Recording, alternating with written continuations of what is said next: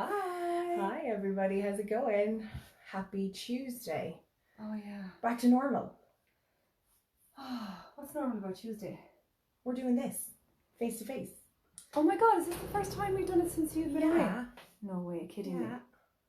We had a conversation after we did the last Tuesdays. Was it last Tuesdays or was it the Tuesday before that we did the one that we did like an interview style that you did for me? It was the first Tuesday I went away. And we realised that it is just not the same as being face to face because we can't have the crack. I think it's because hello whoever's on there at the moment. I think because when we are not in each other's presence, then we don't buzz off each other's energy. Yeah, and that whole thing of doing it like a split screen thing, I felt like I was being interviewed. Well, because like, you know the way sometimes, like say like on the lines of WhatsApp, there's like a second delay. So I didn't want to kind of cut in on what you were saying, and then it does come across that way. Yeah, we're waiting. Yeah, because on WhatsApp, when you have like say that second delay, sometimes you're answering questions of the question beforehand, and they've already gone on to the next question, and it doesn't actually make sense. Can I just take a minute to say that you look absolutely gorgeous? This is the perfect light for you. You look like you're glowing. Your eyes look so wide. You look beautiful. Okay. And I love your hair. Oh, well, you're welcome. Good job. Okay. Well done. Okay, so after our little love fest, mutual appreciation societies are the best, you know. So lovely to tell someone something nice and then they're like, oh, that felt good after the fact. Yeah. Or that felt corporate. So today's topic is all to do with thoughts and how they happen, how they come into our heads and what we do with them when they get inside our brains. And then a little bit on the I and the monkey mind. So for anyone who's not sure about that, here's a quick example. So say for example that you like to pig out at 9 o'clock in the evening, okay? And you go to the fridge and you open the fridge and you go hell for leather and you have whatever's in it, right? That's your monkey mind. That's that part of your brain taken over. And that's the chaotic, mad, primal, crazy thing that wants to take you over. But the I is the real you, and that's the thing that has control. But we give that up when we go into something like a binge or something like that. It's just a quick example, but we'll go into it again in a minute. And then finally, how we make decisions and what we do to stop ourselves from overreacting or reacting before an important decision gets made. I suppose finding peace before you do anything important. So I was having a conversation with a friend, I think Sunday, Saturday, I don't know, one of the days. And we were talking about how thoughts are processed. And it was really funny because we like explaining things to each other really simply. Like anything, we have a conversation and we'll go into it in depth of all the sciencey bits first, and then we'll try and break it down so like a 2-year-old can understand it. So we were sitting in the castle court. Hi Kathy. Hey Kathy, how's it going?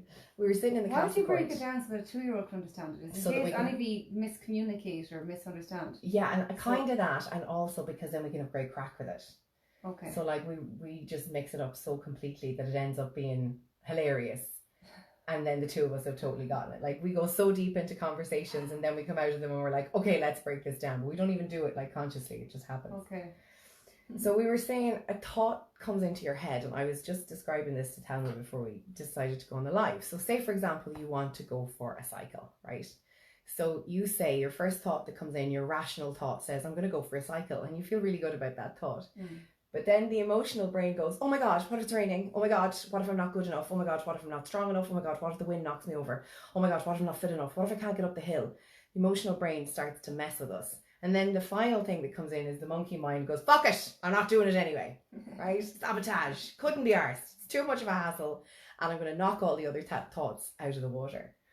Now that's a super simplified way that thoughts get processed in our minds. But if you take a step back from yourself for a minute now, while you're listening to this or later on today, and see what happens when your thoughts actually come into your mind and how you process them. And if you're a very strong, specific person, you'll say, I'm going for a cycle, and you'll go for a cycle. Do you mean if you're a decisive person? Yeah. And if you'll just go and do it, you won't even give it that second thought, you'll just do it.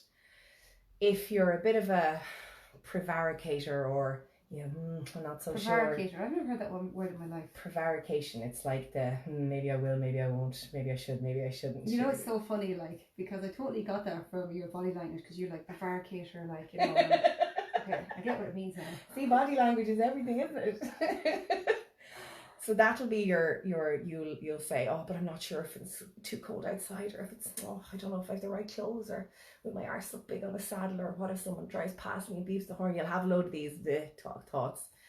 And then your third thought might just be, fuck it, I can't be arsed, it's too cold outside, I'm gonna light the fire, you know? Here, I thought I'm the only one who has this whole, like, full circle conversation that goes on in my head. No, everyone does. Everyone does. Some people will decide, like, certain things. Like, some people are really decisive. But everybody... They're very disciplined. We know a certain person who's so disciplined. Completely. And she is like, boom, boom, boom, this is how it is, I'm going for it. But I guarantee in other areas, she also has that... And it's milliseconds. It's not something that you take hours over one thought. It's little milliseconds that just make you do the things that you do. I know, like, in your linguistic programming, they say, like, what do you go towards? Do you go towards pleasure, or do you go towards pain to make a decision?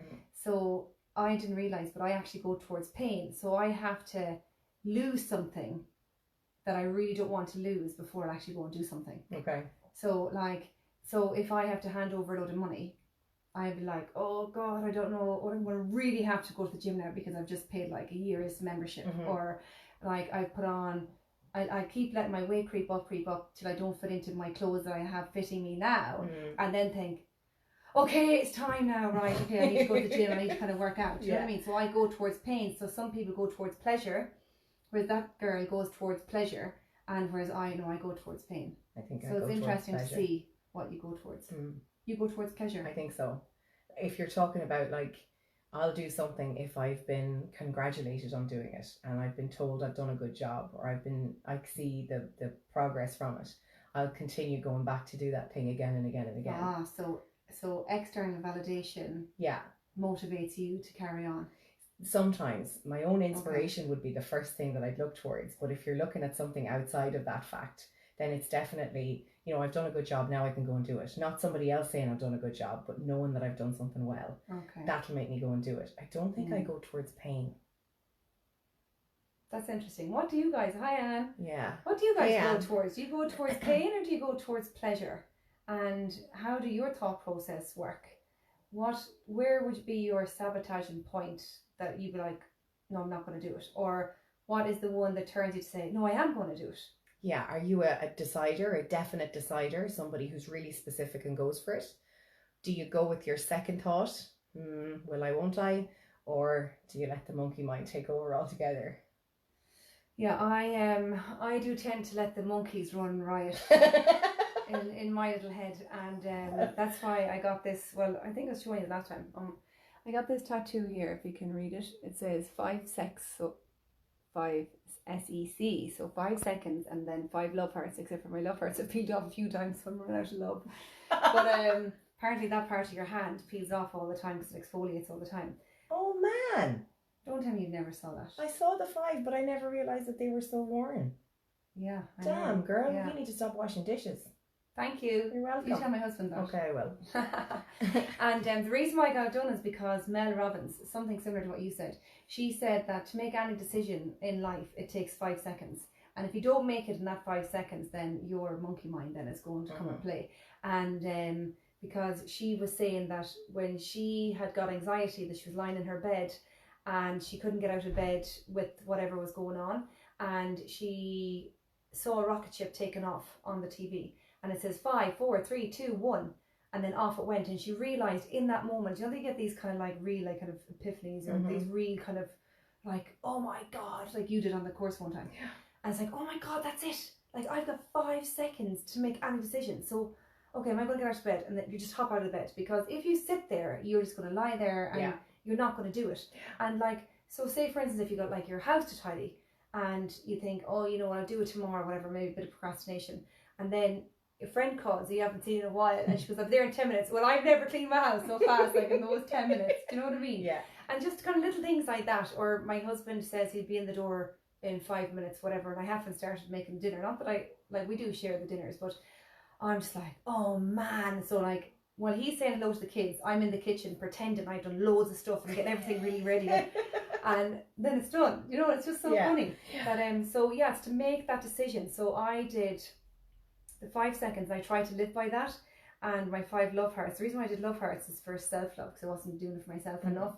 But one of my pet peeves is that if I need to go to the toilet in the middle of the night, oh man, I'll toss and I'll turn. I'm the exact same. And I don't want to get out of bed because I don't want to break my sleep and I don't want to get cold. So I'll toss and I'll turn and I'll wake up with such a pain in my stomach the next morning. Oh, no. I'm like, why don't I just get up and just do it? Do you know what I mean? Damien can get up and do it, but he falls straight back to sleep again. I can't. Men are different. My Men are mind, my different in to-do that. list starts up again. It's like, oh, we're awake. Yeah. All the no, monkeys. You opened your eyes. Yeah. That means we have millions of thoughts to think. I know. Yeah. And it's crazy. Yeah. So tell us, how can we change that? You just have to decide. It's much easier said than done. It's a really simple process. You just make the decisions on it. But that's can be really easy to say and then not so easy to do.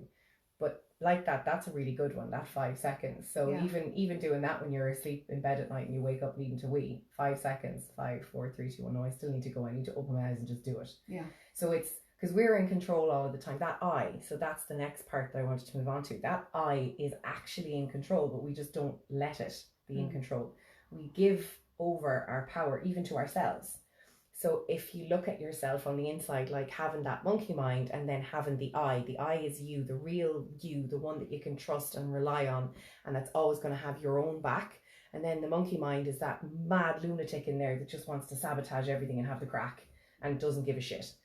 And so the I is the one that has the most control. But really? Totally. But we give it away to this fella over here. So when we take that control back and we can detach ourselves from whatever thoughts are going through our heads, then we can actually observe what's happening in our own minds for ourselves. And then we can say, right, I'm going to deal with this, or I'm going to not deal with this, or I'm going to do something, or I'm not going to do something. But I am in control. Yeah. Now, it's totally fine for the monkey brain, for that primal brain to kick in from time to time, because we need fun, we need excitement, we need enthusiasm, we need adventure, we need spontaneity and passion. And that's where that comes from, because the I is very grown up. It's a bit like an excitable child. That monkey. Yeah. But sometimes it can be the bad version of an excitable child, you know. Yeah, well, kids have like good and bad. We all do. A lot of bad. We all do. So we choose in all those moments. So even down to when you wake up in the middle of the night and you need to go to the toilet, that your I is in control, but you're giving up to your primal, to your monkey mind. And you're saying, no, I'm not getting out of bed because I don't want to be cold and I don't want to open my eyes. And it's that sort of a rebellion rather than just saying, I need to go to the toilet. I know, it's so true, because when I do actually then go to the toilet, I do actually think, oh, like I got one over them, and I'm like, it was fine. Yeah. And it took 2 minutes, and I'm the exact same with brushing my teeth at night time. Okay. Like I always I'd say maybe possibly 5 or 7 nights I brush my teeth. Okay. And I'm like, no, it's grand, sure, I don't really need to. And then the next morning I'm looking at my receding gums, and I'm like, oh Jesus, like that's only going to get worse if I don't brush my teeth. And then I have to wear like Invisalign retainers. And okay, I know I'm meant to be wearing them all the time, Shamrock, if you're watching. But at night time, I'm just like, oh, take these out and wash them, everything else. So last night I said to myself, right, I was like, oh my God, the hassle of doing this, right? Honestly, Ciara, it takes about not even 5 minutes, but it just drives me crazy. And I thought to myself, do you know what, Thelma? You were downstairs doing things on your phone for business, scrolling through, doing your little feeds or whatever it was. And you took time to do that, but you won't take time to pay the money for something that you wanted to get done and brush your flipping Invisaligns and pop them into your mouth. And in the morning I feel great that I've done this. I'm like, yes, another day down. Do you know? And it makes you feel like that's that I have for myself. Something. It's like the bowl, like these monkeys are the bowl child syndrome in myself. Do you know? Yeah. So I'm like the parent, I'm the child, I'm all that is inside myself. Like, no, I don't even know how I get out of bed in the morning. That's why I'm so tired in the morning. Exactly. With constant passion going on all the time. Tug of wars all night long. But I think it's like to find yourself, like as you said, when you can see what you do in that moment, in the moment of, say, where you give in for a negative sense, and then the moment where you give in for the positive, right? And see what it is that happened in that moment. I think if we actually really kind of break that down and take all the layers of the onion and see who we are in that, where does that come from? If we could master that and actually get to know it, then therefore, my God, what an empowering thing that would be Totally. to get to know ourselves in that. So then we are the master of all of our decisions and all of our outcomes. Well, it was a book that I read called Brain Over Binge, and this girl who wrote the book, she had a massive issue with binge eating, and she was an emotional eater, and she had bulimia. So she said that, you know, this was happening for her whole life, and it was affecting relationships. It was affecting so much with her or for her. So she decided to read a book called Rational Recovery. Now, I still haven't read this book, but I've read hers. And in the book Rational Recovery, it said that for the most part, when you go to a therapist, you go to a counsellor or whatever, they like to tell you that you have to deal with the emotional issues that have caused your binge eating or bulimia or whatever your thing is, or whatever addiction, because I'll explain in a minute. So this lady who wrote the book, she boils everything down to everything being an addiction, and the same with the book Rational Recovery. So whatever it is that you're drawn to do repeatedly, it's an addiction, regardless of whether it's alcohol, drugs, food, whatever, right? Yeah, because I think we all are addicted to something. Because I know that from somebody I know that went to Hope House, they were saying, like, you know, some of us have addictive personalities, but I don't really agree with that. I actually think that we're all addicted to something, whether it's positive or negative. Some are addicted to going to the gym. They're gym junkies, you know, and others are just addicted to maybe reading books because they want to get lost in the world, so it's their escapism. So I think there's positive addictions and negative ones. So what she was saying is, this book Rational Recovery, what it said was, you don't actually have to deal with the emotional issues surrounding the why of you being a bulimic or binge eating or overeating or whatever it is. And she said what the book had said to her was, or what the person who wrote the book said, is what you need to do is you need to just switch off the monkey mind in the moment. So she read the whole book, and it really opened the world up to her, and she decided she was going to try it. So she'd been binging 7 days a week, consistently throughout the day, all the time, for years and years and years. So she went downstairs one morning and she was going to the fridge to pig out on all of the stuff that was in it. She said she was in that moment where it was like that feeding frenzy. I just want to eat all the food. I can't get full. Nothing fills me up. I just want to eat. I just want to eat. There's no sense behind it. There's nothing. She didn't even understand what her triggers were. She just knew that she just wanted to go there and eat all the food. So she opened the fridge, and in that moment she decided to switch on her I, the actual one who's in charge, the one that gives you that trust feeling. So the logical mind. Completely. Well, not even the logical mind, it's bigger than that. Rational. It's you at the core. Okay. It's the you that has all of the answers for everything, that doesn't need to fight or flight or anything like that. It's just the real, genuine you who's fully in control if you allow them to be. And she said she did what the book had said.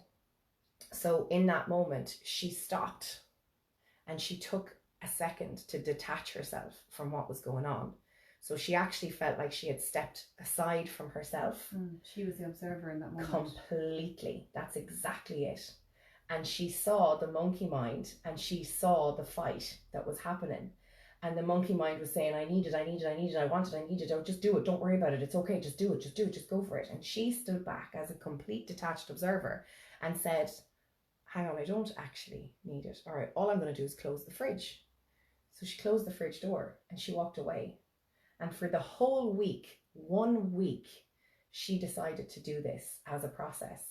And by the end of the week, she hadn't had one binge. And she didn't binge again for 3 solid months. This was somebody who had been binging for her entire life, all day long, every day. So something just clicked in her. Exactly. And she had an emotional, something happened at the end of the 3 months. I can't remember whether it was a death, but she ended up having a pig out because it was an emotional reaction to the thing that had happened. And before she even realised what she was doing, she had let go and she had this massive binge. But she felt awful at the end of it. She felt really sick, not guilty, just really sick and horrible in herself because she didn't feel good. So she said, right, so she went another, I think, 6 months and didn't have any binges. She went back to exactly what the book had said. You know, the minute you go to the fridge or the press or whatever it is, understand that the I is in control and the monkey mind wants to take over and it wants to sabotage everything because it's all about crack and madness and chaos. So for 6 more months, she didn't have another binge. And then she chose to binge on purpose. And I thought this was brilliant. She picked a day and she went downstairs to the fridge and she opened the fridge door and she detached herself, became the That's the observer. awful tricky one to do. Massive. And she actually allowed the monkey brain to take over while she was watching. So she was in control of the monkey. Completely. And she said that what ended up happening is she didn't have half as much. She didn't like the taste of it. It didn't sit well with her. So she had maybe, say, a quarter of the amount that she would have had on her full binges. Okay. And then she stopped it and she finished and she didn't feel bad. She didn't enjoy the taste in her mouth or anything, but she didn't feel bad about it. And then that was it. And for a whole year after that, she never binged again. And after that, then she stopped Either completely. good or bad. Good or bad, nothing. She just decided that was it. She had taken so much control that she had chosen to watch an actual binge happening and see all the things that went with it.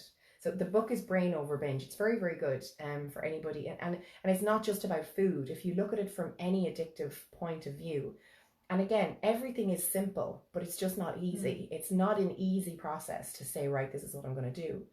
But we have control. Like there is those two people, for want of a better description, inside our minds. It makes everybody sound schizo. But there's the I, the one that we should listen to and trust. It's you, like, nearly in your inner child, that your inner child is, it needs structure, it needs discipline. And if you're not going to be like the adult and give it what it needs, what it craves, then therefore it's going to run ragged. It's going to push all its boundaries in that. That's a good description, actually. Very good. Well done. Thanks. I like it. Yeah, the adult and the child. So it's very interesting to see how that happens. And I've actually been doing it more and more now, especially since the 2 weeks I've been away, which has been really lovely to see, because I'd read the book and I allowed my little monkey brain to tell me that I didn't need to, what's the word I'm looking for, to adapt any of my behaviours, because clearly I don't need to do that. Adapt any of your negative behaviours. Yeah. So now I've started doing it since the 2 weeks I've been away on holidays. And actually something I've noticed is it's very easy to do things when you're away on holidays. And then you come back and you're like, it's very easy to slip back into old patterns. Really is. But then, like, some people do it the opposite way, which is funny, because some people can go on holidays and throw caution to the wind and think, do you know what, I'm on holidays now, I'm going to eat all the cakes, I'm going to drink all the drink I want to drink, and then have to go back then into their everyday life and then say, okay, I need to cut down the cake now, I need to cut down on the drinking or whatever. Normality is hit. Yeah, it's too easy at home. It's so easy to be great away on holidays. But it's funny, we talked about this the other day. Like, I really want to start eating really healthy. And I eat so much bread and just junk food or whatever. And I have this real block when it comes to food. What are you laughing at now? You keep going. You're not going to like what I'm going to say live. Keep going. No, because sometimes she holds me to these things and drives me crazy. Anyway, right, let's pretend she's not in the room. And so I sabotage myself with all these kind of things. And like, God, I tell you one thing, like, that Delicious Ella really gets plugs from me. Like, she gets so much plugs from me. And yet I haven't tried any of her stuff. I've just seen her pictures and they look amazing. So she's got like all vegetarian food. So I have looked at it. So we're going to start on Thursday though, aren't we? Is it not today? We're going swimming today. We're going swimming today, yeah. And we're starting today. But I haven't cooked anything. Well, neither have I. Okay. Yeah. Today's the day. Woo! I got Kira this time. You get this. Yeah, but she didn't realise there was going to be a follow-up. And I'll tell you something else in a few minutes. But so I want to do that, and I want to start swimming, and I want. And but you know what? So I put on a good bit of weight lately, just over a stone weight, and I don't. Oh, I keep thinking that there's someone outside in this light. I thought that was someone with a big foghorn nose blowing into a tissue. I was like, well, that's intense. No, it's a car skidding, so I hope that I'll have to go and check on Joe in a second. But so I kind of like actually the curves of myself. I think I look healthier. No, let me rephrase that. I'm getting used off the curves of myself. I think I look healthier, but all my clothes that I have fit the smaller version of myself. So Kira was saying that I could stay being the size that I am, but I just need to kind of tone up then. And so that is a good, happy balance. But that means that exercise might be on the cards, and I am allergic to exercise. So that's where I came in, because we had this conversation the other day, and I'm the kind of person who offers myself to people to go and train, because obviously I've done this for 19 years. I'm a personal trainer and a fitness instructor. You wouldn't know to look at me, but that doesn't make a difference. I have a wealth of knowledge. So when anybody always comes along and they say, oh, I'd love to start training, I'm always like, I'll be there, I'll train with you. But inevitably, 5 or 6 weeks down the line, everyone else falls off the wagon. And I'm like, where are all these people who wanted to train? And I said that I'd offer my services, and then they're not there. And I'm doing this for free, which is bonkers. But, you know, this is part of me. So we sat down the other day and I was like, I'll totally swim with you. I will swim with you because it's as good for me as it is for you. And this, I also said to her, I was like, but Thelma, this is what I do, and don't back out. And she was like, no, I'll totally do it. So we're going to be swimming Tuesdays and Thursday evenings every week. Yeah. And then so we're starting tonight at 7. Yeah, and she introduced me to Delicious Liella. Yeah, and I might take a picture before and after and show you. Maybe we could do like maybe a weekly, or no, weekly would be too much. Every second week or something we could show, or do a little accountability of what's going on for us. Show what? The fact that we're going to eat healthier and we're going to look better, and we're going swimming, so we're going to look better. And basically we're going to healthier. I am so allergic to the fucking words look better. I'm like, I think it's just so disgraceful that people have to base so many important things around how we look. It drives me soft. No, because how we are in our body comes out of our body. So if we're eating like crap food, well then feel better. Okay, but what's going on in here shows out here. Yeah, and so if I feel better, I'm going to feel better. That's all that I need to figure out. You can look better, I'll feel better. We're going to feel better. Our bodies are going to We're going to feel better. Yeah. God, it drives me nuts. There was somebody who came on the other day on Instagram, and she did a big post on how awful it is that people are, what was the word that she said? Not judged. I can't remember what the word is, based on their looks all of the time. And as somebody who's a real body positive activist, like I really prefer when people talk about how they feel better. And if feeling better means that you're eating well and you're nourishing yourself and you're being kind to yourself and you're moving your body, then that's great. But I definitely don't base anything on how people look. I just can't do that. I came away from that years ago. Okay, so when you do look good and you're feeling good, do you not think, oh my God, I look great, I feel good? Because sometimes... But I feel like I look great when I put on a nice top and a nice pair of trousers and I have makeup on, regardless of the size of myself. But I'm not saying anything about size. Excuse me. I'm saying about how you look. Like, you can have, say, like really grey skin, you can have spots, you can have, I've got dark circles, you can have all this stuff going on for you and how you look. I'm not saying like that you have to be a certain size or that you have to have makeup on. I'm just saying with no makeup on, regardless of your size, when you eat better, you look better. You have healthier skin. Yeah. Yeah. And you look better. You feel better. And you look better. And you feel better. Give me joy in my heart, keep singing. See, anyways, you're all about there's a betterness about it all. There you go. Look at the compromise. Woo! High five. Go team. There you go. So we will show you our improvements as our... What are you talking about? I'm perfect. I don't need to improve. You can't improve on perfection. It's just a challenge.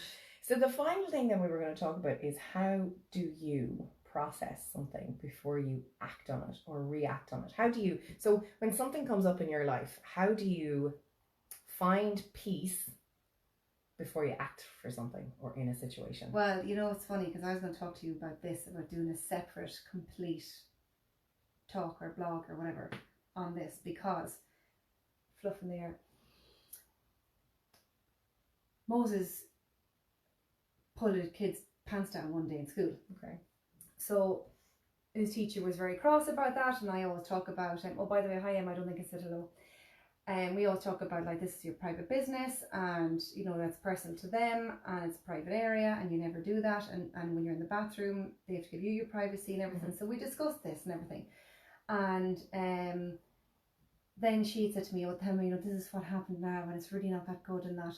And you know, he was such a good boy till 12:30, like, oh my God, like this is the second day now, he was so good till 12:30 until he went on the yard, right? And I'm like, all right, okay. And then so I being a first time mom, with everything being a first with Moses, say, I kind of gave in to teachers in the past, and because of the learning curve for all of us. So I was like, oh, you know, I'm really sorry, God, you know, that's not acceptable. I'll speak to him about it, da da da. Whereas now I say, okay, well, I'll find out his side of the story and what exactly happened and what went on underneath all of that. And then I said, you know, that he was in class and he was really good till 12:30. And then she said he played up a small bit in the classroom then. And I said, okay, so he's nearly 6. So his attention span from 9 till 12:30 was really good. And you said he was really good. So it's very hard for them to continue that for the whole day. Do you know what I mean? It's not possible for a child of that age. And she goes, no, I expect that. And then I said to her, okay, in regards to the yard, I don't appreciate that he did that. It's not respectful. It's not kind. I will certainly speak to him about that, and I'll find out why he did it. However, I'm not justifying the fact that he did it, but I said, I do not know many adults who react very well in a situation like, so if somebody hurt them or somebody maybe kicked them, or what, did something happen to him that he reacted to, and he didn't react like he should react. Appropriately. He's 6. I don't react like that if I get hurt. It ended up somebody kicked him, and so he went after him and he whipped down his trousers. And so that behaviour is not good. He is only 6. But again, I spoke to him about that and seen how we could do that differently, or how you could voice your opinion if you're hurt or whatever.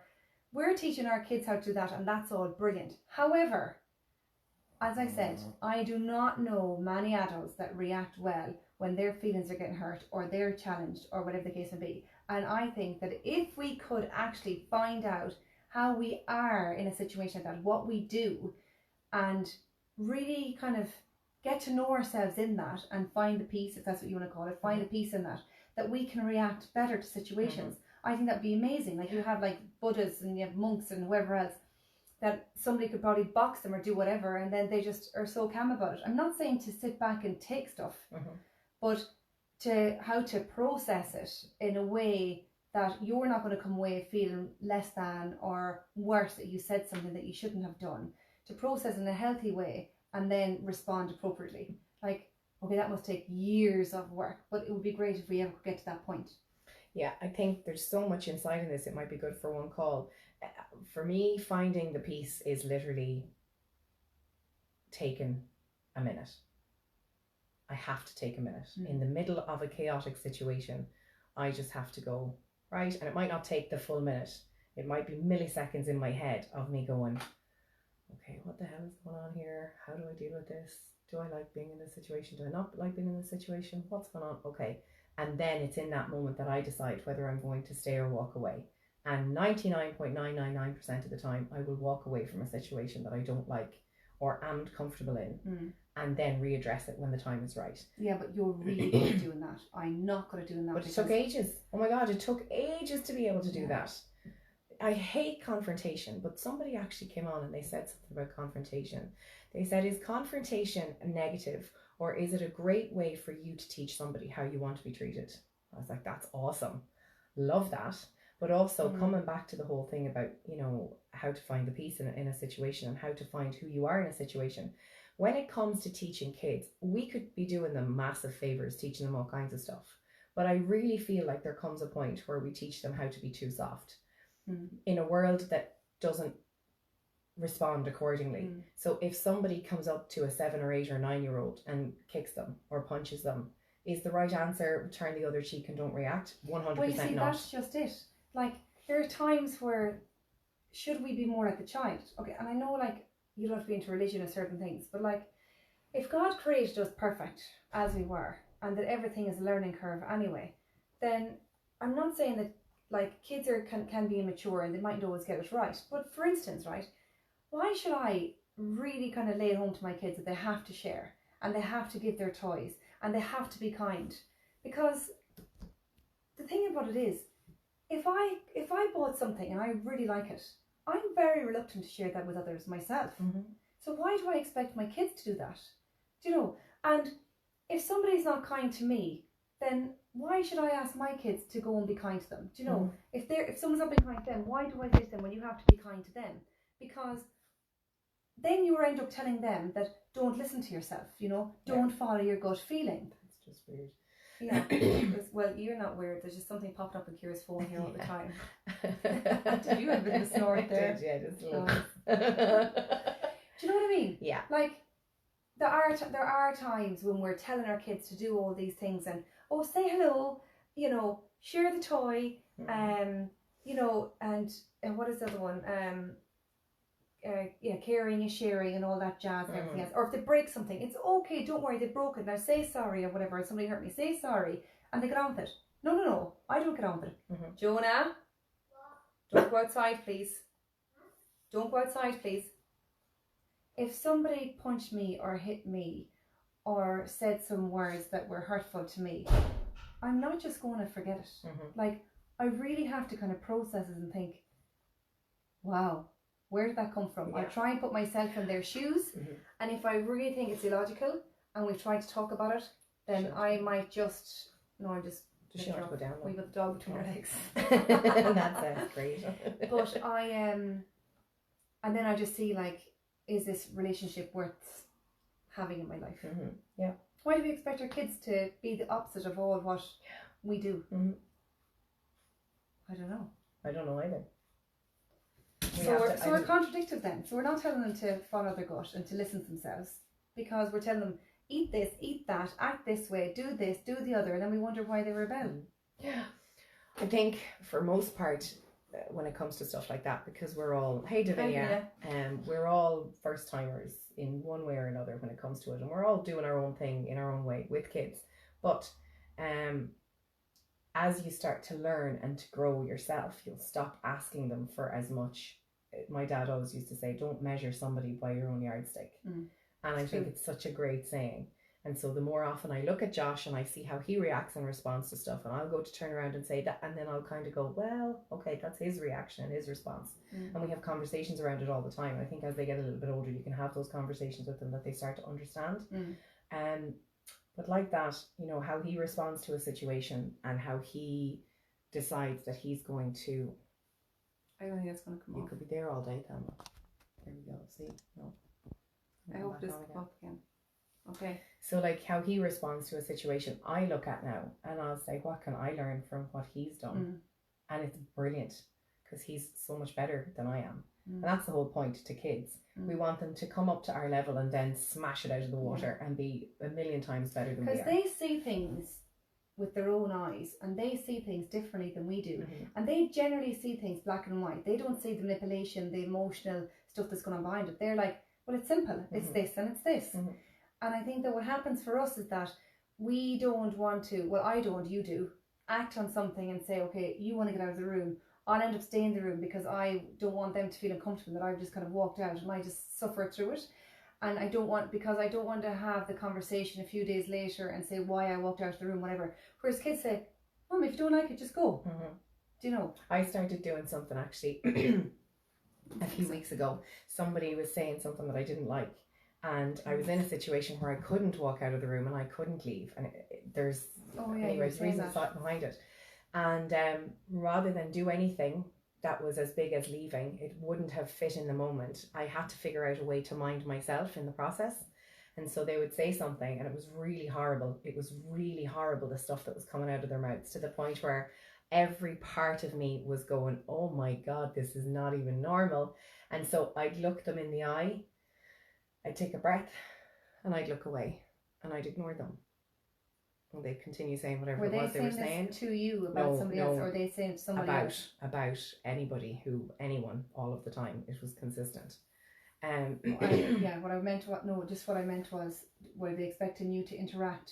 Yeah, and agree. Oh, right, okay. And I was flabbergasted, and it would have been something that I hadn't seen before. And so my thing that I decided to do was to look away and to take a breath, and then when they'd finished, to look straight back at them and stare at them just to see if they were going to say anything else. And inevitably they would stop, which was great, but it continued on. And it was the only thing that I could do in the moment, but I felt like I was being integral to myself. I was really standing in my own power, deciding that in that moment the only thing that I can do is acknowledge that they're being how they're being, and then take myself away from the situation by just moving my head, because it was the only thing I could do in the moment. And over the course of X amount of weeks, it was a continuous thing. It's not up to me to change or control anybody. It's only up to me to change and control myself. And so that was how I was doing that and minding myself. But it was very interesting to be in a situation to not be able to remove myself from. Did you find that, I'm going to have to go in a few minutes, I'm so sorry. Did you find that, like, in that moment, that, you know, the way when you turned your head, did you find at any point in doing that you could be the observer and actually see what the dance was and what was actually going on? Completely. Oh my God, because you know, like when you're engaging in this, it's like the two of you are in it and you're hypnotic, like you're hypnotized into this bullshit story, if you don't mind me saying so, whatever the story is. But when you kind of broke the energy by turning your head, there must have been a time in that moment that you could be like, wow. Oh, every time without fail, I was looking away going, and I could hear so many things inside in what was going on. And I learned massive amounts of things about the why behind what was going on just from that interaction, just from me being able to turn my head and take my own space and say, right, okay, I've minded myself and now I'm away from it, so to speak. And now I can figure out what to do next. And that was my way of dealing with it. So that was my moment's peace. And I didn't have to react or respond. That was my reaction and my response already rolled into one. That really boils down to the whole thing where they say you've got 2 ears and 1 mouth. So twice the listening and half the talking. Totally. So there's huge amounts that we can do in this to take those moments for ourselves. They don't have to be the 5 seconds. They don't have to be, you know, any of those things that have been told to us before. You can find your own thing before you react or respond in a situation. I think you've given somebody a really good example that, you know, with the monkey mind and all the things that Ciara's talking about, and about how we process information that comes at us. And when we're stuck in a situation that we can't get out of it, that could be at work and it could be a colleague at your desk, whatever, that you have to sit there because you guys work together. So it might be just something for anybody who's watching today to see, can you just turn your head and break that energy? Or what is it that works for you to break that energy? How do you do it? So find yourself in it and see what it is that you do in that moment to find peace for yourself. And no matter how scary a situation, and a scary situation doesn't have to be physical, it can be emotional, it can be mental. No matter how scary a situation or a person, turning away, moving and changing your energy can be the biggest break in negative energy that you give yourself. And even in that one movement, it can give you the strength or the power to take the next step, whatever that next step is. So that breaking of the energy is so vital when you're in a situation. Or another thing is, and I know we might go into some other time, is sometimes we can feel vulnerable and that we've lost our voice or that we don't have a voice because it's not being heard. So there's sometimes, and we always talk about like body language, in that moment you can go like this. You don't talk to the hand because the face ain't listening. Well, it's more along the lines of just stop. Yeah. You know, like just like this. And they can go on and just do this and just keep doing it. And they'll eventually get the message that you're not going to hear this and that this is not okay with you. And you guys, you can do that. In fact, we should set a movement on that. Like our Go Love Yourself. Yeah, we're going to do our Go Love Yourself. You tell them, you know what? Go love yourself.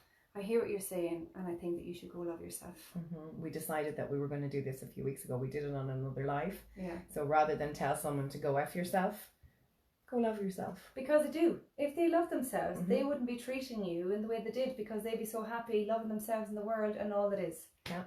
So from us to you, in the nicest way possible, go love yourself, guys. Have a great day. Thanks for watching. Bye.